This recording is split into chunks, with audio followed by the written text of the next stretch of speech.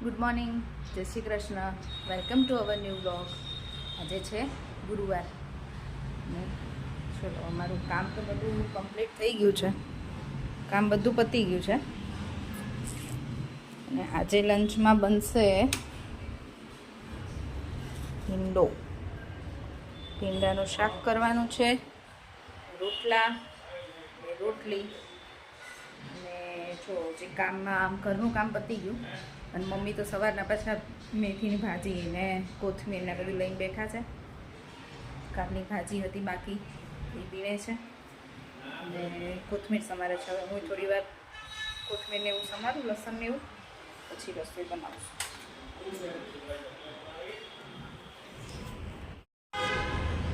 આ મીઠી વીણાઈ ગઈ છે અમારે, જો મસ્ત છે ને. હવે અહીંયા બાલ્કનીમાં સુકાયા રાખશે પવનમાં, અને તડકે નહીં સૂકવે, છાંય સૂકવે ને એટલે મસ્ત ગ્રીન રહેશે.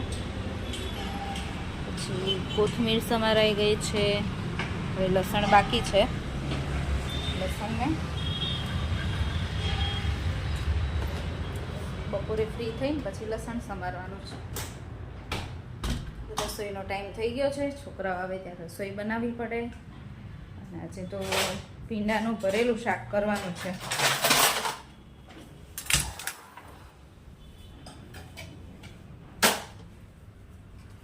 જય શ્રી કૃષ્ણ મમ્મી. જય શ્રી કૃષ્ણ, જય શ્રી કૃષ્ણ. બોલો. ભીંડાનું ભરીને શાક બનાવવું છે ને? હવે ભરેલું જ કરી નાખી શાક. છોકરા માટે થોડાક નાના પીસ બનાવી નાખશું ને આપણે માટે ત્રણેય માટે ભરેલું. છોકરાઓ ખાવાનું હોય તો શું શું લીધું આમાં? લસણવાળી ચટણી, કોથમીર, પછી નમક, લીંબુ, લીંબુ, નમક, લીંબુ ને કોથમીર. ગળ પણ નથી આમાં, તો ભીંડામાં ન હોય. ધાણા લીલા, હા કોથમીર કહું છું. હા ધાણા, જીરું, હિંગ. ઓકે. ભીંડા. મારું લંચ રેડી છે. રોટલા, ભીંડાનું ભરેલું શાક, મરચાં, ડુંગળી અને છાશ. મમ્મી આવી ગયા ને એટલે મારા રોટલા ચાલુ થઈ ગયા. નહીં મમ્મી? કેટલા દિવસથી રોટલો નહોતો ખાધો એટલે મેં કીધું આજ તો મારે ખાવો છે. તો ભીંડાનું શાક જોડે હું ઓછો ખાઉં. ચલો એટલે ભરેલું શાક ને. જો અહીંયા બા ચણા ફોલતા હતા ને આવડી મોટી નીકળી. આ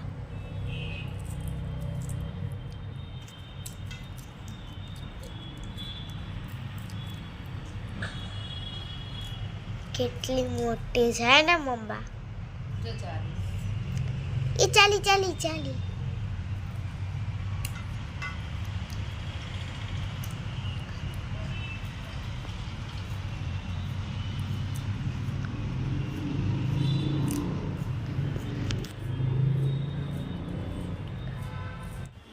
ડિનરનો ટાઈમ થઈ ગયો છે અને ડિનરમાં ખીચડી બની ગઈ છે.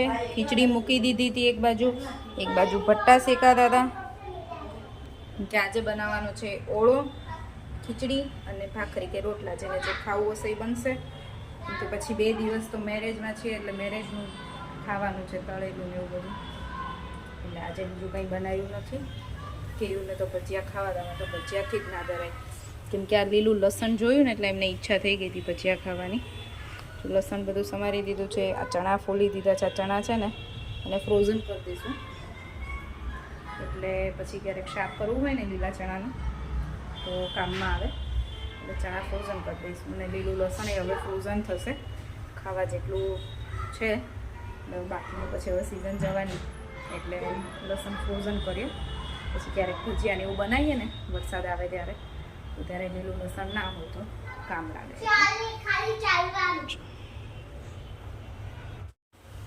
આ બધું સમારવું ને વીણવું ને એ તો બધું થઈ જાય. તો હવે બધું ભરીને ફ્રીઝરમાં જગ્યા નથી, એટલું ફ્રીઝરમાં ભર્યું છે. એ બધું મૂકવું ને એ બહુ મોટું ટાસ્ક છે. ડબ્બા ખાલી ખાલી કરીને, લસણ તો ડબ્બામાં ભરવું પડશે. ચણા તો પેલી બેગમાં ચાલશે, ઝીપલોક બેગ આવે ને એમાં ચણા ભરી દઈશું. લસણને સારું ડબ્બામાં પેક કરવું પડે, નહીં તો પછી ફ્રીઝમાં સ્મેલ આવે.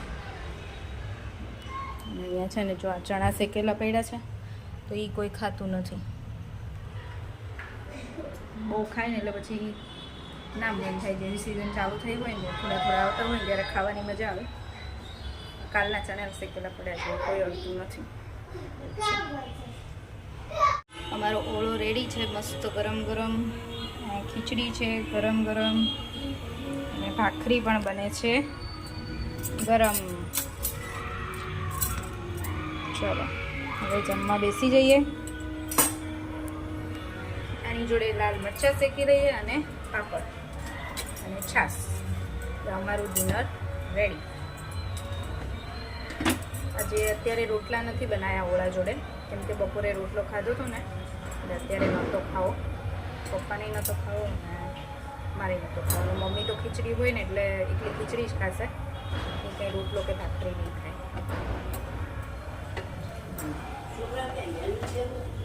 છોકરાઓને બેસી જ જવું છે. રાહીને તો એકલી ખીચડી જ ખાવીશ.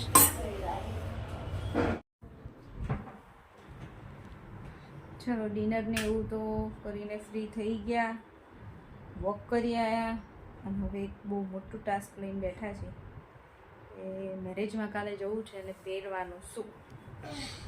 ગમે એટલા કપડાં હોય ને તો આપણી પાસે તો હિંમત થાય ક્યાંક જવું હોય ને એટલે કે શું પહેરશું. એવા બધા ડ્રેસ લઈને બેઠી છું, કેમ કે કાલે તો સાડી તો નથી પહેરવાની, ડ્રેસ જ પહેરવાનો છે. એટલે હવે આમાંથી કયો ડ્રેસ પહેરીશ. રાહીના કપડાં તો નીકાળ્યા છે, શ્લોકના નીકાળ્યા છે, હજી રાહીના બાકી છે. હજી એક જ નીકાળ્યા છે, હજી રાહીની ચણિયા ચોળી બાકી છે. અને હું વિચારું છું હવે આ ડ્રેસ પહેરું કે આ ડ્રેસ પહેરું. ગરબા છે કાલ, ગરબામાં ચણિયા ચોળી નહીં પહેરવી. ગરબામાં ચણિયા ચોળી હું પહેરવી છે, મારે જોઉં છું હવે. પહેલાં કઈ પહેરવું એ નક્કી નથી થતું એટલે.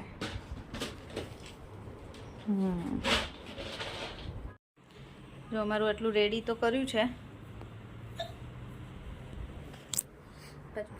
આટલામાં તો ન થાય.